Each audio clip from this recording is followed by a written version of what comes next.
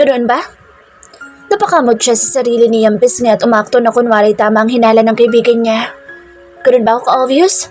Ang totoo niyan, naghihintay talaga ako ng tiyempo para maangkin siya sa kama ng paulit-ulit. Total, lagi naman kayo magkasama. Pwede mo ba akong tulungan na maisagawa ang plano ko sa kanya, ha? Ano? Balo ka na ba? Wala naman makakaalam kapag inangkin ko siya, di ba? Wala naman akong kapitbahay kaya kahit magsisigaw ang babaeng yan ay wala makakarinig sa kanya, dude. Tumawa pa siya na parang demonyo. Matagal ko na siyang pinagnanasahan, Santillan. Kaya ako nga siya dinala dito sa bahay ko para maangkin eh. Alam mo, matagal ko na sana siyang nakuha kung hindi ka lang sumusulpot palagi. Hindi niya akalain na sa ganitong paraan mahihinto ang kadaldalan nito. Mamayang gabi ko na siya aangkinin, kaya dapat matulog ka ng maaga mamaya. Kapag narinig mo na nagsisigaw ang babaeng yan, ay huwag mo nalang pansinin dahil parte yun ng pag-angkin ko sa kanya. I'm planning to do her hard and deep, Santillan. Sa tuwing nakikita ko ang sekretary ko, ay umiikting ang pagkalalaki ko na para bang gusto kong butasin ang pantalon ko. Matagal-tagal na rin kasi nung huli kong nagamit to eh. Nang malaki ang mga mata nito ay tumaas ang sulok ng labi niya pero agad din siyang nagseryoso para hindi nito mahalata na nagbibiro lang siya. Siya nga pala, sabihin mo sa kanya na maligo siya na maayos mamayang gabi ha, para naman ganahan ako sa kanya. Anya at baliwalang naglakad paalis sa terrace niya. Hanggang sa pag-alis niya, hindi niya narinig na nagsalita ito kaya naman lihim siyang nagdiwang. Kitang-kita niya kung gaano ito nabigla sa plano niya kuno kay Hope. As if naman naangkinin niya ang babae. Kahit malasing pa siya ng husto, hindi ito magiging maganda sa paningin niya. Kaya malabong angkinin niya ito. Pag-alis niya sa terrace ay dumiretso siya sa kusina para magluto ng kakainin niya dahil wala siyang tiwala sa luto ni Hope. Kahit pa nga sarap na sarap si Santillan sa mga niluluto nito. Magandang umaga po, sir. Mag-aalmusal na po ba kayo? Gusto niyo po ba ipagtimpla ko kayo ng kape? Tanong ni Hope, nakakapasok lang. Dumiretso ito sa sink at hinugasan ang mga kamay nito. Masarap po ako magtimpla ng kape. At alam po yun ng mga kaibigan niyo. Naligo ka na ba? Salip ay tanong niya.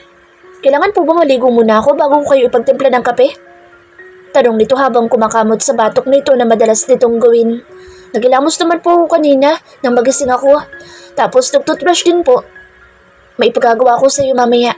Kaya kung wala ka nang gagawin ngayon, ay matulog ka na muna sa tinutuluyan mong kwarto. Formal niyang wika para hindi nito mahalata na ayaw niya itong makasama ng matagal. Imbes na sundin ito, sinasabi niya ay naghila ito ng isang upuan at umupo doon habang nakapangalumbaba sa ibabaw ng lamesa. Bakit po ang lamig ng pakikitungo niyo sa akin, sir? Meron po ba akong ginawa na hindi niyo nagustuhan? Big deal po ba talaga sa inyo ang pagiging mangkukulam ko? Hindi po lahat ng mangkukulam ay masama, kaya huwag niyo po sana akong husgahan. Kumain ka na? Pag-iiba niya. Kung hindi pa, kumain ka na tapos matulog ka. Bakit po gusto niyo matulog ako lagi? Kagigising ko lang po tapos pinapatulog niya na naman ako. Araw-araw po ganoon na lang sinasabi niyo, kaya nahahalata ko po na hindi niyo ako gusto. Kulang na nga lang sabihin niyo sa akin na huwag na akong gumising eh. Sa tuwing naghahain naman po ako ng almusal, ayaw niyo naman kainin. Sa totoo lang, ang hirap niyo pong maging amo. Mahaba nitong pahayag na may kasamang pagtatampo. Pasensya ka na kung ganoon ang nararamdaman mo. Paghingi niya ng paumanhin kunwari. Simula kasi nung niloko ko ng girlfriend ko, na siyam na ang anak, ay umiiwas na talaga ako sa mga babae. Kapag nakakakita ko ng babae, ang tingin ko sa kanila ay para mga surot na gusto kong patayin ng paulit-ulit. Dagdag niya pa. Hanggang ngayon po ba hindi pa rin kayo nakaka-move on? Grabe naman kayo. Ang tagal niyo namang maka-move on, sir. Umupo siya sa upuan na katapat ng sekretary niya. Bit-bit ang kape na tinimpla niya. Imbis na magluluto siya ng kakainin niya, itinamad na siya. Kapag may galit kasi ako sa isang tao, galit ako hanggang sa mamatay. Anya, sabay hampas na lamesa gamit ang palad kaya nagulat ito. Hindi ako marunong makalimot.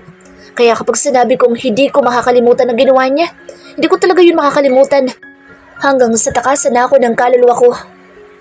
Abay, hindi nga yun magiging masaya kung ganyan ang mindset nyo. Kung makapagsalita kayo, parang hindi niya kayo napasaya. Samantalang inangkin nyo nga rin ang babaeng yun ng paulit-ulit.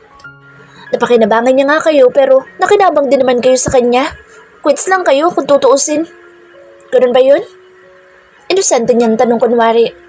Dapat ba? Mag-move on na ako? Sir, dapat nga matagal na.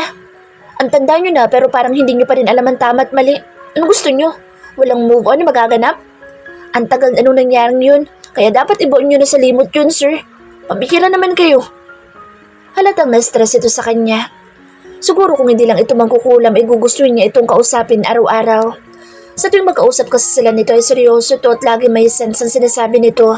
Kahit pa nga kamag-anak ito ng aswang. Ba't ikaw? Alam mo ba ang tama't mali? Balik niya sa sinabi nito. Alam mo na nga na mali ang mangkulam pero ginagawa mo pa rin. Nanahimik ito't bahagyang napaisip. Tama ako, di ba? Kaya bago mo ako payuhan, baguhin mo muna yung sarili mo dahil mas malala yung ginagawa mo kasi sa akin. Hindi na nga maganda yung itsura mo, hindi pa maganda yung mga ginagawa mo. Yung mukha mo, tanggap ko yan bilang amo mo pero yung trabaho mo, hindi ko matatanggap yan kahit mamatay ako. Lahat na ng kapangitan sinalo mo. Hindi ba pwedeng kahit pangit ka, bumawi ka man lang sana sa attitude? Naks, attitude? Big word ha? Maganda naman ang attitude ko ah. Lahat ng gusto mo sinusunod ko naman eh. Bahagya itong tumayot kumuha ng 6 na pirasong tasty bread at walang kahirap-hirap na nginuya ang mga iyon. Isang kagat, kalahati agad. Hindi halatang gutom na gutom ka. Komento niya. Halata po ba na gutom ako? Hindi. Ang laki ng tinapay pero 2 subuan mo lang. Palibhasa, hindi ka tao. Ngumiti ito. Kumain po ako kanina bago magwalis. Sabi po kasi ni Sir Mateo, huwag daw po ako magtatrabaho na walang laman ang tiyan ko dahil baka daw po magkasakit ako. Halos 1 oras pa lang nakalilipas pero gutom na naman ako. Bahagya niyang itinulak ang tinapay kasama ang palaman sa harap ng babaeng animoy wala nang bukas kung kumain. Ang lakas nitong kumain pero hindi naman ito tumataba. Siguro ganoon talaga kapag puro masasama ang ginagawa habang nabubuhay. Sir, may gagawin ka po ba ngayon? Punta po tayo sa mall. Gusto ko kasing sumakay sa mga rides doon eh. Sino naman nagsabi sa'yo na may rides doon? Si Sir Mateo po. Bakit sa mall mo gustong pumunta? Bakit hindi sa zoo? May rides po ba sa zoo? Ganoon na ba talaga ka-inosente ang babaeng ito? Meron. Pagsasinungaling niya. Nagsasalita ang mga hayop doon kaya hindi ka maboboard doon. Papasyal kita ngayon doon kung gusto mo. Sabihan mo na rin si Santillan dahil kawawa naman kung may iwan siya dito. Para pa namang toddler ang gagong iyon. Baka mamaya mag-explore na naman. Madisgrasya kapag hindi natin isinama. Salamat po, sir. Maliligo pa po ba ako? Wag na. Ayos na yan. Kahit maligo ka kasi hindi rin naman halata na naligo ka eh. Sige po. Excited itong tumayo mula sa pagkakaupo sabay palakpak. Sir, kakain po ba tayo sa labas? Depende kapag magutom tayo sa labas. Bakit depende pa? Kahit hindi po tayo magutom, kain po tayo ha? Depende nga. Umusli ang uso nito. Pautang na lang ako ng pera tapos ililibre ko kayo mamaya. Ibawas mo na lang sa sweldo ko sa susunod na buwan. Sige na, gwapo ka naman eh. Matagal ko nang alam na gwapo ako.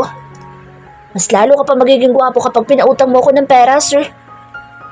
Sabihan mo na si Santillan na maghanda na para makaalis na tayo. Ay niya para matigil na ang panguto nito sa kanya. Pag-alis nito ay lihim siyang natawa pero agad din niyang pinagalitan ang sarili dahil alam niyang hindi siya pwedeng matuwa sa isang mangkukulam. Hindi pa po ba tayo aalis, sir? Tanong ni Hope sa kanya dahil kanina pa ito naka-ready samantalang siya'y prenteng nakahiga sa mahabang sofa habang nanonood ng foreign news. Hindi na sana ako nag-ayos kung hindi rin naman pala tayo aalis. Bakit pa gustong-gusto mo umalis? Ang init ng panahon tapos gustong-gusto mong gumala. Gusto ko nga kasi magpalamig sa mall. Sabi nito. Sabi mo sa zoo tayo pupunta pero nagbagong isip mo at sinabi mong sa mall na lang para malapit. Tapos ngayon naman mukhang ayaw niyo na umalis. Ano ba talaga, sir? Aalis pa po ba tayo o hindi na? Aircon naman itong bahay ko ah. Ba't lalayo ka pa? Umakyat ka na lang ulit sa kwarto mo tapos itodo mong aircon doon. Walang problema sa akin kahit bukas ka na lumabas mula sa tinutuluyan mo kwarto. Ako nila mag-isang aalis. Basta pahingi ako ng pera. Pahiram pala. Inilahad nito sa kanya ang kamay na tila ba nang hihingi ng pera. Bawasan mo na lang susunod na sweldo ko yung papautang mo sa akin ngayon, sir. May utang ka pa sa akin eh. Bulas niya. Ang hilig mo mangutang tapos hindi mo naman binabayaran. Kapag binayaran ako ni Alfonso, babayaran din agad kita, sir. Tugon nito. Sino naman si Alfonso? O si Sanya? Yung kliyente ko nasaksakan ng kunat. 1 taon na nakalipas simula nung kinulam ko yung taong pinapakulam niya pero hanggang ngayon hindi pa rin siya fully paid. Kapag nainis ako sa lalaki yun, pati siya kukulamin ko na rin. 100 beses na yata niya akong pinapabalik-balik sa bahay noon. Tapos lagi namang wala. Ano akala niya serbisyo ko, libre lang? Magkano pa bang balance ni Alfonso sa'yo? 50 pesos na lang. Pasigaw nitong tugo na para bang siya sa Alfonso sa paningin nito ngayon. Napakakunat niya. Sa lahat na naging kliyente ko, sa kanya yata ako mamamatay. Aatakihin ako ng heat stroke sa pabalik-balik sa bahay niyang walang hiya siya. Tapos wala naman ako napapala. What the hell? 50 pesos? Ba't parang galit na galit ito ngayon 50 na lang naman pala ang balance na lalaking binanggit nito? Hindi ka ba makakatulog sa halagang 50 pesos? Ang akala ko naman libo-libong utang niya sa'yo. Ibalato mo na yun sa kanya dahil baka wala nang makain yung tao tapos sinisingil mo pa. Ibang klase ka rin no? Akala ko ba may puso ka kahit mangkukulam ka? Sa pagitan ninyong dalawa ng kliyente mo, mukhang ikaw itong mas makunat kaysa sa kanya. Kung magkasakit ka man sa pabalik-balik doon sa bahay niya, hindi niyo yun kasalanan kung hindi kasalanan mo. Dahil ikaw ay problema sa inyong dalawa. 50 pesos na lang naman pala, hindi mo pa maibigay dun sa tao. Mahabang wika niya na may kasamang sermon. Kung ayaw mo na singilin ko siya, ikaw na lang magbayad ng balance niya. Mabuti akong tao, kaya lang gipit ako ngayon, kaya hindi pwedeng libre ang serbisyo ko. Nagsalubong ang mga kilay niya. Bakit siya magbabayad? Ano siya, tanga? Ba't ako magbabayad? Mabuti sana kung may kinalaman ako sa transaksyon ninyong dalawa. Sa lahat ng magkukulam, ikaw lang ang kilala ko na puro kapalpakan ang ginagawa. At saka saan naabot ang 50 pesos mo? Malayo ang mararating noon dahil kaya kong dalhin nun sa mall. At saka hindi pa ako pumalpak Sadyang mabait lang talaga ako kaya pinagbigyan ko sila. Buong pagmamalaki pa nito na saad sa kanya. May tumingin ito sa kanya na tila nagpapaawa. Sir, alis na po tayo, please. Umangon na po kayo dyan para po maikot natin ang buong mall dahil may gusto po akong bilhin. Ay, wala nga pala akong pera. Titingin-tingin lang po ako doon. Gusto ko kasi maglibang ngayon Akala ko ba marami ang kliyente mo? Gipit ka pa rin ba? Kahit marami ang kliyente mo? Ano bang ginagawa mo sa mga kinikita mo? Marami nga kasi akong binubuhay, sir. Huwag po kayo mag-alala dahil malapit na po akong yumaman. Sadyang pera na lang po talaga ang kulang. Nararamdaman ko po na malapit na akong yumaman basta maghintay lang daw ako. Sipag, tiyaga at determinasyon lang naman ang kailangan para yumaman, di ba? Ay, diskarte pa pala. Sino naman nagsabi sa'yo na malapit ka ng yumaman? Yung mga kaluluwa na nakakausap mo? Walang taong yumayaman kapag galing sa kasama ng kinikita. Kung yumaman ka man, yun ay panandalian lang dahil hindi sa maganda ng galing ang pera na hawak-hawak mo. Nanlaka ang mga mata nito na tila nagulat pero agad din iyong nawala at tipid na ngumiti sa kanya. May third eye po ba kayo, sir? Pabulong nitong tanong sa kanya at bahagyapan lumapit. Nakikita niyo rin ba sila? Oo, dahil ipinaglihi ako sa pinya. Hindi lang 2 mata ko, kung hindi mahigit 100. Sarkastiko niyang tugon. Pwede bang umakto ka ng normal kahit mangkukulam kang babae ka? Hindi ka ba natatakot sa sarili mo kapag tumitingin ka sa salamin? Pasalamat ka wala tayong kasama dito na mayroong sakit. Dahil kung meron, ay baka matagal nang nailibing dahil sa mga ginagawa mo araw-araw. Hindi pa ba tayo alis? Untag ni Santilla na bihis na akala mo'y pupunta sa lamay. Alonzo, bumangon ka na dyan para makaalis na tayo. Ba't ganyan ang suot mo? Kulang na lang magdala ka ng bulaklak Ano yan? Porma ng mga syunga? Umiiral na naman yung pagiging inggitero mo. Sakmat nito sa kanya. Ganito talagang pormahan ng mga gwapo. Kaya huwag ka nang kumontra dahil hindi ka naman gwapo kaya wala kang alam sa mga fashion. Fashionin mong mukha mo. Mukha kang pupunta sa libing. Pareho pa talaga kayo ni Mirasol ng suot no? Kung si Mirasol mangkukulam, ikaw naman ano ka? Vampirang syunga? Dapat pa magpalit din ako para kunwari isang lahi lang tayo? Siya lang kasi nakasuot ng puti sa kanilang tatlo. Ang dalawa kasi ay puro itim simula sa accessories, sa damit pati na sa suot nitong mga sapatos. Alam mo, hindi ka pa rin talaga nagbabago hanggang ngayon. Hanggang ngayon ba naman, naiinggit ka pa rin sa akin, dude? Ito ang sekreto ng mga gwapo. Kaya wag na wag mong pakikialaman ng forma ko dahil dito ako hinahabol-habol ng mga babae. Baka hinahabol ng mga aso. Tara na, bago pa man may sumabog na huso dito.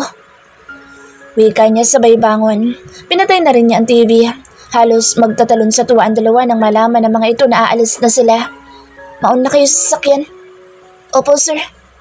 Masayang sagot ni Mirasol at tumakbo na nga palabas. Ba't hindi ka lumalabas? Gusto mo ba sipain pa kita papunta sa kinaroroonan ng sasakyan ko? Dude, May LBM ako. Sa tingin mo ba kakayanin ko maglakad-lakad na malayo? Gusto ko pa naman mag-ikot-ikot ngayon habang kumakain ng mga paborito kong pagkain. Abay, gago ka. May LBM ka pala tapos ikaw pa itong desididong umalis tayo? Singal niya rito. May nararamdaman pala ito pero gusto pa rin itong gumala. Bumalik ka sa guest room tapos magpahinga ka. Uminom ka ng maraming tubig para hindi ka ma-dehydrate. Umiling-iling ito. Halata sa mukha nito na pursigido itong sumama sa kanila kahit pa nga namumutla ito. Bilhan mo nila ako ng adult diaper, dude. Ayoko kasi maiwanan dito eh. Tatawagan ko si Tita Jessa para may kasama ka dito. Tukoy niya sa mommy nito. Ipapasundo ko siya kay Aaron para wala ka masabi na pinabayaan kita dito. Wag! Pigil nito nang akmayan niyang dudukutin ang cellphone niya sa bulsa ng suot niyang pantalon. Kaya ko pa naman. At saka may CR naman sa mall kaya hindi magiging problema itong LBM ko, dude. Adult diaper lang katapat nito kaya relax ka lang. Siguraduhin mo lang talaga dahil kapag binigyan mo ako ng problema pagdating doon, humanda ka talaga sa akin. Bibigwasan talaga kita roon. Kahit maraming tao nakatingin sa ating dalawa. Oo na, kung makapagsalita ka parang hindi tayo magkaibigan. Araw-araw na lang puro pagbabantayan lumalabas sa bibig mo. Masama nang ang pakiramdam ng tao pinagbabantaan mo pang bibigwasan mo. Imbes na magpakita ka ng awa, puro karahasan niya sinasabi mo.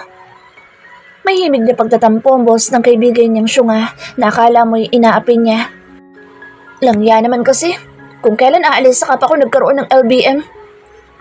Gago naman kasing katawan na to, hindi marunong makasama. Iniisip niya na lang ang magiging kalagayan nila pare-pareho dahil siguradong iistorbohin siya nito maya-maya kapag nasa mall na ito at inatake ng LBM. Magpahinga ka na lang dito sa bahay. Mahina niyan sabi dito. Uuwi din naman kaagad kami ni Mirasol kapag nabili na niya mga bagay na gusto niya.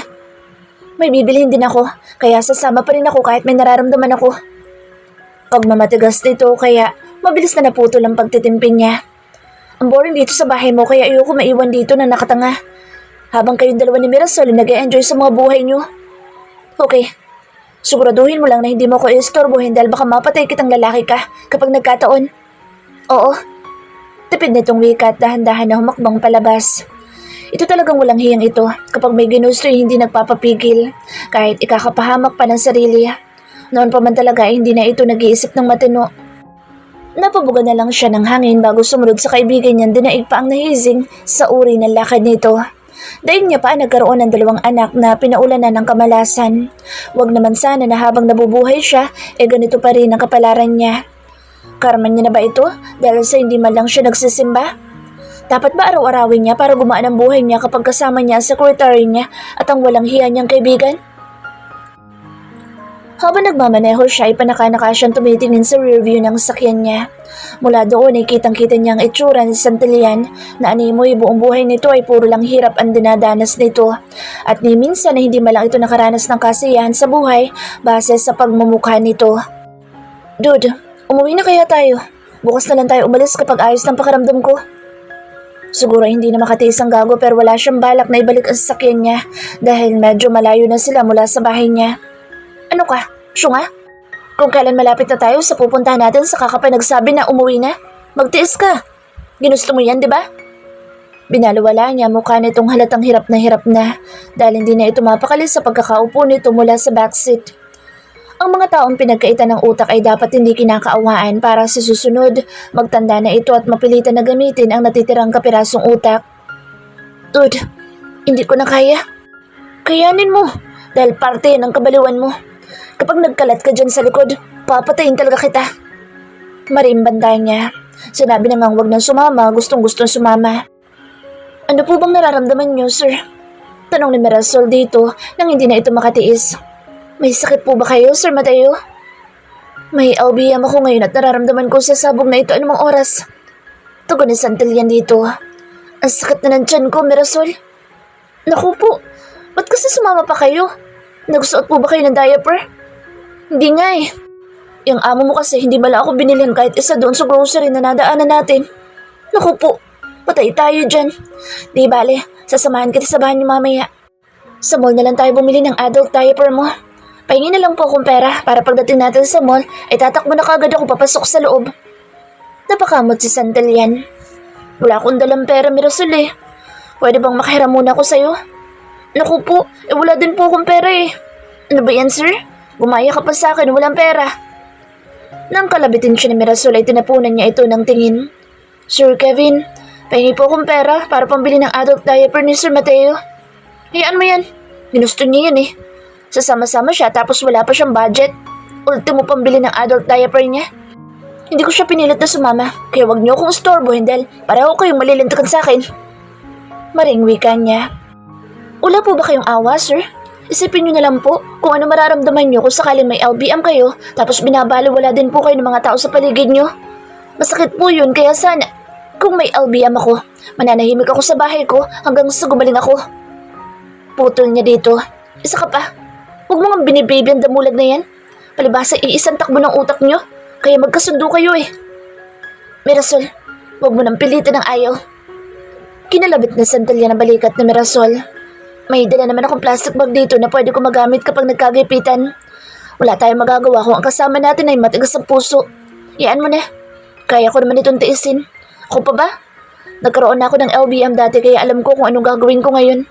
Ako ang uri ng tao na sanay magtiis kaya wala lang tong LBM na ito kumpara sa mga bagay na tiniis ko dati. Wala ka talagang choice kung hindi tiisin yung nararamdaman mo. Kung ayaw mong tuwanan ka ng kaluluwa mo. Talagang pinapatunayan mo lalo na wala kang utak. Oo na, tama na dude. Sobrang sakit na eh. Huwag mo na ipagdiinan na wala akong utak dahil nakakahiya kay Mirasol. Hayos lang sana kung tayong dalawa lang kaso may ibang tao. Konting konsiderasyon naman, Alonzo. Oo nga naman, Sir Kevin. Bigyan mo naman ng konting awa sa Sir Mateo. Kahit 1% lang. Mahirap pong pinagdadaanan niya ngayon kaya sana huwag niyo na muna siyang sermonan. Alam niyo bang may namamatay sa LBM kapag naubusan ng tubig sa katawan? Sa kaso po ni Sir Mateo, mukhang lumalaban pa siya. Kaya sana lumaban din tayo para sa kanya. Di tulungan mo siyang lumaban. Singhal niya habang ipinapark ang sasakyan niya sa parking lot ng mall kung saan sila nandoon ngayon. Nakarating na kasi sila sa destinasyon nila at nararamdaman niyang hindi siya mag-enjoy dahil sa nakikita niyang sitwasyon ni Santillan ngayon. Grabe naman kayo, sir. Hindi po biro ang LBM dahil pwede po siyang ma-dehydrate na pwedeng magresulta ng pagka-ospital niya. Binibigyan kita ng karapatan na samahan siya na labanan ang LBM niya, Mirasol. Tulungan mo siyang labanan ang nararamdaman niya dahil magkaibigan naman kayo. Ako kasi, itinakwil ko na yan simula pa kanina. Paano po kami lalaban kung wala kaming pera? Bibili po ako ng isang balot na adult diaper at yun po ang ilalaban namin sa LBM niya. Habang dinudukot niya ang wallet niya ay masama ang loob niya. Para kasing gusto niya munang bugbugin si Santillan bago siya mag-abot ng pera para may pambili ito ng adult diaper. Ang sama ng tingin mo ah. Sita na Santillan sa kanya. Magbibigay ka ba ng pera o hindi? Kung magbibigay ka na lang. Para lahat tayo maging mapayapa at masaya na. Sinis niya kinuha niya ang bottled water na kalahati na lang ang laman at inambahan niya ito na babatuhin pero maagap na hinawakan ni Mirasol ang kamay niya. Sir, may LBM yung tao kaya huwag mo nang dagdagan yung nararamdaman niyang sakit ngayon. Kahit naiinis ka, pairalin mo pa rin ang pagmamahal sa kapwa para matuwa ang tao naglalang sa atin. Alisan mo ang inis, galit at puot sa puso mo para maging Ikaw na lang kaya batuhin ko para manahimik ka. Ang ingay mo eh. Lagi ka nalang sumasabat sa usapan namin ni Santillan kahit hindi ko naman hinihingi ang opinion mo. Presidente ba yan? At ikaw ang tagapagsalita niya, ha? Nakita niyang napalunok ito. Bababa na pala ako.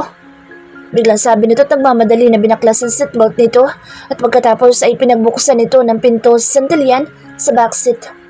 Nang tuluyan ang makalabas ang dalawa, saka siya nagdesisyon na baklasin na rin ang seatbelt at tuluyang lumabas. Sir Mateo, dahan-dahan lang po. Hawakan niyo po ang puwet niyo para mapigilan ang paglabas ng dumi niyo. Ba't ba kasi sumama ka pa? Kahit yata tubig, wala kayong dala-dala man lang eh. Wala nga. Ba't ba ako magdadala pa kung marami naman tubig sa loob ng mall? Marami nga tubig sa loob pero wala ka naman pera. Ikaw lang ang boss na hikaw sa buhay. Laki-laki ng kumpanya mo tapos wala kang pera. Mabuti ang puso ko, kaya kahit gipit ako ngayon, ay makakaraos din ako dahil hindi ako kagaya ng isa dyan na tumagal lang sa ibang bansa nakalimutan na kung paano maging tao. Kaya dapat magsikap po kayo. Mahirap po talaga kapag walang pera. Kahit nga mga kamag-anak mo, itatakwil ka kapag wala kang pera. Kaibigan pa kaya? Pinauna niya muna ang dalawa dahil ayaw niyang marinig ang pinag-uusapan ng mga ito. Kapag humihinto ang dalawa sa paglalakad ay humihinto din siya. Kala mo 100 na ang edad ni Santillan base sa lakad nito.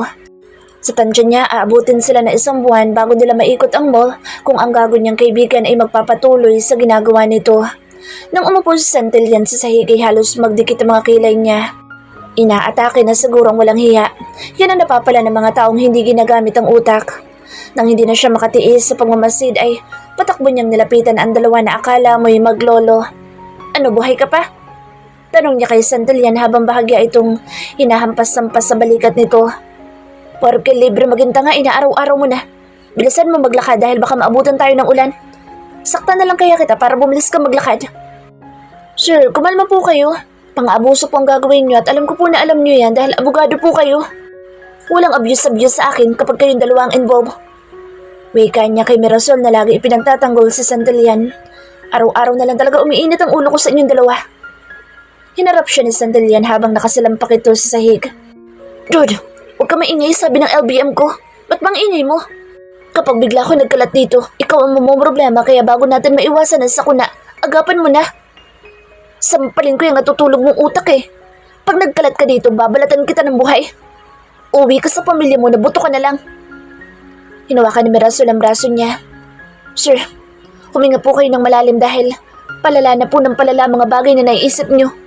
Isipin niyo na lang po ang pamilya niyo na nagmamahal sa inyo kung makukulong po kayo. Nerbiyosa pa naman ako sa mga ganitong eksena dahil naalala ko na naman si Tio Baldo na kapag nagkakasala ako ay bigla na lang ako... Ay, bumuga ito ng hangin. Siguro mga 20 beses. Ayoko na ikwento mga pang-api nila sa akin dahil ayoko nang maalala pa ang mapait na nakaraan na kailan may hinding-hindi ko makakalimutan, Sir Kevin. Huwag na po kayong gumaya kay Tio Baldo na walang puso at walang kaluluwa. Imbes na maawa siya dito ay inismeran niya pa ito. Ganoon din si Santillan. Mas malala pa ako sa Tio Baldo mo, kaya umayos kayong dalawa. Babalduhin ko talaga kayong dalawa kapag hindi kayo nagtino. Halatang-halata talaga na kulang kayo sa pag-iisip no? Kulang lang, dude. Grabe ka naman sa kulang-kulang. Baka kapag nag-glow up kami ni Mirasol magulat ka. Ano pa bang i-glow up niyong dalawa? Mukha bang may magaganap ang pagbabago sa inyong dalawa? Kahit wag na mag-glow up yung mga mukha nyo, dahil tanggap ko na yan. Yung utak nyo na lang sana mag-glow up para naman matuwa ako sa inyo. Sa pagkagilalas niya, ay niyakap siya ni Mirasol kaya naman napahinto siya sa pagsasalita. Sorry po kung pasaway kami sa inyo. Nangangako po ako na ako mag-aasikaso kay Sir Mateo ngayon para po hindi na kayo magalit. Ang yakap na ito ay tanda ng paggalang ko sa inyo. Seryoso na tong wika. Nang kumalas ito at mag-angat ng tingin, ay nalaki ang mga mata niya. Ang halik naman ay tanda ng... Anong halik? Pasimple niya kinuha ang panyo niya sa likod ng bulsa ng suot niyang pantalon na tinakpan ng bibig nito. Nakakatakot ka? Kung ano-ano yung iniisip mong babae ka. Pray ko naman, sir. Halik sa pisngi lang naman ang gagawin ko eh. Magtigil ka. Pumalag-palag pa ito kaya kung may makakakita sa kanila ay mapagkakamalan siyang kinikidnap ito dahil tinakpan niya ang bibig nito. Sagrado ang halik, kaya wag na wag mo kong hahalikan kung ayaw mong ihatid kita pa uwi sa bahay niyo. Oo na, bitiw na. Nang bitawan niya ito ay pinagpaganito ang sarili. Nasira na tuloy yung makeup ko. Ang harot mo kasi, Sir Kevin eh. Makaalis na nga. Padubog itong pumasok sa loob at iniwanan si Santillan na nakasalampak sa sahig habang nakatanga. Oh, ano ka ngayon? Mukha kang tanga, di ba? Sinong aalalay sa'yo ngayon? Ngayong nauna na yung mangkukulam na maharot. Nangya, ano ginagawa mo? Magkaibigan tayo kaya kargo mo ako. Iniangat nito ang 2 kamay nito na tila nagpapabuhat.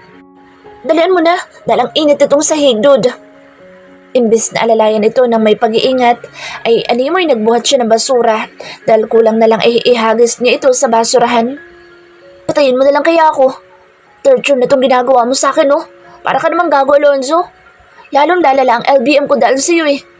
Tawagan mo nga sa Era Genesis para naman may umalalay sa akin ng matino. Kung ikaw kasi nga alalay sa akin, ay baka mabalian pa ako ng buto. Mas malala pang gagawin nila sa'yo kapag nalaman nila na may LBM ka tapos nandito ka sa labas. Di mo kasi ginagamit yung utak mo. Mas mabait ako kasi sa 2 iyon kaya magpasalamat ka sa akin na buhay ka pa hanggang ngayon. Kilala niya ang 2 iyon. Siguradong hahatakin lang ng mga ito si Santillan habang hawak ang 2 nitong paa. Kaya bago pa man ito makauwi ay siguradong dugaan na ang walang hiyang ito. Tama lang ginagawa ko sa'yo dahil hindi ka naman matunong tao. Dagdag niya pa. Bago pa man sila makapasok sa loob, ay pawis na silang dalawa. Umalis siya ng fresh, nakarating siyang bilasa dahil sa gagong lalaki na ito na pahirap sa buhay niya noon pa man. Sir Kevin, tapos na ba talaga ang bakasyon natin? Ayoko pa po kasi bumalik sa trabaho eh. Pwede po ba na kayo na lang magtrabaho tapos dito na lang ako sa bahay niyo? Huwag po kayong mag-alala dahil sisiguraduhin ko po na sa tuwing uuwi kayo dito sa bahay niyo ay may masarap pong pagkain na kain sa lamesa niyo. Napahinto siya sa pagtangkang pagpasok sa loob ng banyo niya dahil bigla na lamang binuksan ni Mirasol ang pinto ng kwarto niya. Kung nagkataon na nakahubad siya ay siguradong nakita na nito ang lahat ng itinatago niya. Sige na po Sir Kevin, ayoko na po kasing makita yung ibang mga empleyado niyo na ang tataas ng tingin sa sarili eh. Kala mo naman sila lang ang maganda. Pagpapatuloy nito at inumpisa na ayusin ang kamay niya. Lahat po ng gawain dito ay ako na ang gagawa basta po dito lang ako sa bahay niyo. Gusto mo lang dito dahil maglalaro lang kayo na maglalaro ni Santalian habang wala ako. Tama ba ako? Marin itong umiling-iling. Di na po ako lalapit kay Sir Mateo dahil inuutangan lang naman niya ako. Yung perang dapat na ipapadala ko kay Berto, inutang muna niya tapos hindi niya pa binabayaran hanggang sa umuwi na lang siya sa bahay niya. Sinabi ko nga sa kanya na sa'yo na lang siya umutang pero ayaw naman niya. Ay, wala na tuloy akong pera na naman. Akala ko ba namimiss mo na mga kapatid mo? Eh bakit ngayon parang ayaw mo na umuwi sa inyo?